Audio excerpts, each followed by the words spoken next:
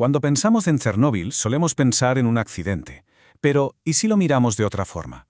¿Y si los tratamos como la escena de un crimen? Un crimen, sí, pero no uno cualquiera. Un crimen contra el mismísimo diseño de la vida. Hoy vamos a ponernos en la piel de un investigador forense para examinar qué pasó cuando se rompió algo que dábamos por sentado, el código biológico.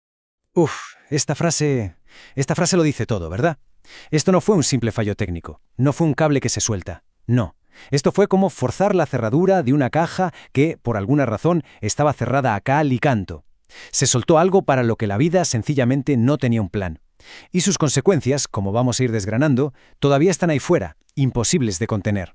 Vale, pues este es el centro de nuestra investigación. El crimen del que hablamos es, en esencia, un colapso total de la biología. Pensemos un momento. ¿Qué pasa cuando el software de la vida, ese manual de instrucciones que ha tardado millones de años en escribirse, se topa con un virus, con un enemigo que ni siquiera juega con las mismas reglas? Y a eso es a lo que llamamos un fallo crítico de diseño. Ojo, no es que la vida sea débil, para nada. Es que su propio sistema operativo tiene, digamos, vulnerabilidades. La radiación no es como el fuego, que quema y ya está. No. Esto es mucho más profundo. Es algo que entra, reescribe, corrompe y al final desmonta el código genético desde dentro. Es un ataque directo al núcleo del sistema. Venga, vamos al lío.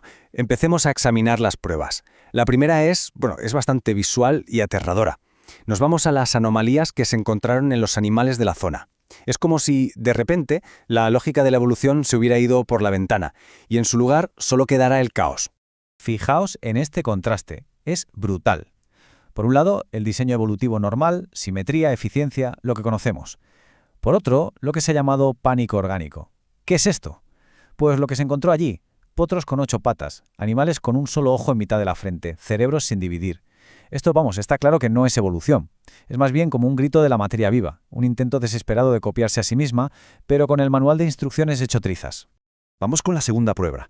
Y aviso, esta es quizás la más dura de todas. Vamos a ver el impacto en el cuerpo humano, porque lo que pasó aquí fue algo que los médicos nunca habían visto. Se encontraron con una biología que, de repente, había dejado de ser biología.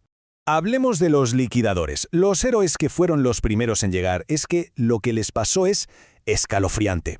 La radiación no se limitó a quemarles la piel, no. Fue como si de golpe se hubiera pulsado el botón de pausa en su reloj biológico. Sus células, de repente, ya no podían dividirse, no podían regenerar nada. Sus cuerpos, a nivel microscópico, se pararon en seco, mucho antes de que el corazón dejara de latir. Esta frase de un médico de la época es demoledora. Intentar suturar a esos hombres era como intentar unir agua con hilo. Imaginad la escena. La piel había perdido toda su estructura, toda su integridad. La aguja simplemente pasaba a través del tejido sin enganchar nada. Era la prueba de que, aunque sus corazones aún latían, sus cuerpos ya no eran un todo. Habían perdido la propia cohesión de la vida.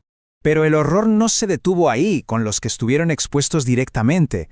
No, la radiación cruzó fronteras y se manifestó en la siguiente generación, sobre todo en la vecina Bielorrusia. Se les llamó los niños de la sombra, y las deformidades con las que nacieron eran la prueba viviente de que algo muy profundo se había roto en el tejido de la realidad. Y es que no hablamos de problemas sutiles, no. Estamos hablando de cosas que desafían la imaginación. Cráneos del tamaño de una naranja, cavidades craneales llenas de líquido donde debería haber un cerebro, mandíbulas fusionadas. Esto no son simples fallos genéticos. Esto es como si el manual para construir un ser humano hubiera sido borrado y reescrito por algo que no entendía nada. Venga, vamos con la última prueba de nuestro expediente. Porque el impacto no fue solo sobre los animales o las personas, no. El mundo vegetal también sufrió una alteración rarísima. Y nos lleva directos a uno de los lugares más extraños del planeta, el bosque rojo. Aquí hay un misterio que parece de ciencia ficción. La pregunta es simple: ¿por qué el bosque rojo no se descompone? En cualquier bosque del mundo, un árbol se cae, las hojas cubren el suelo y poco a poco todo se pudre y vuelve a la tierra. Es el ciclo de la vida. Pero allí no. Los árboles que murieron en el 86 siguen ahí, prácticamente intactos. Es antinatural. ¿Qué está pasando? Pues aquí está la clave del misterio, los descomponedores. O sea, las bacterias, los hongos, los pequeños obreros que se encargan de reciclar la materia muerta. La radiación simplemente los barrió del mapa. O los aniquiló o los mutó de tal forma que ya no saben lo que es la madera.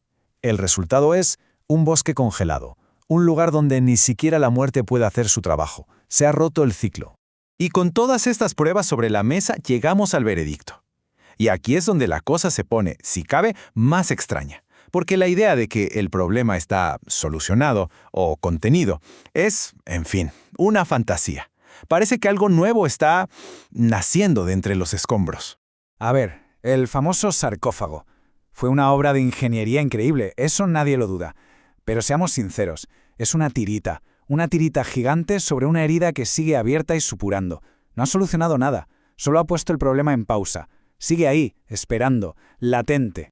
Y llegamos al dato que personalmente más me inquieta. En los años 90 empezaron a salir informes que hablaban de niños de la zona con una capacidad de regeneración celular, vamos a decir, agresiva, casi de otro mundo. Y esto no cuadra con lo que sabemos de las enfermedades por radiación. La palabra que se usó para describirlo es muy potente. No era una enfermedad, era una sustitución, como si la biología humana, nuestro propio código, estuviera intentando actualizarse por su cuenta. Y con esta idea cerramos el caso por hoy. El legado de Chernóbil no es solo una historia de muerte y destrucción, es una historia de alteración, de un cambio que no podemos predecir y que de hecho se sigue escribiendo hoy en día. Así que nos queda esa pregunta en el aire, ¿no? Una pregunta que va directa a lo más profundo de nuestro propio código. ¿Qué somos? ¿Y qué podríamos llegar a ser? El expediente, desde luego, sigue abierto.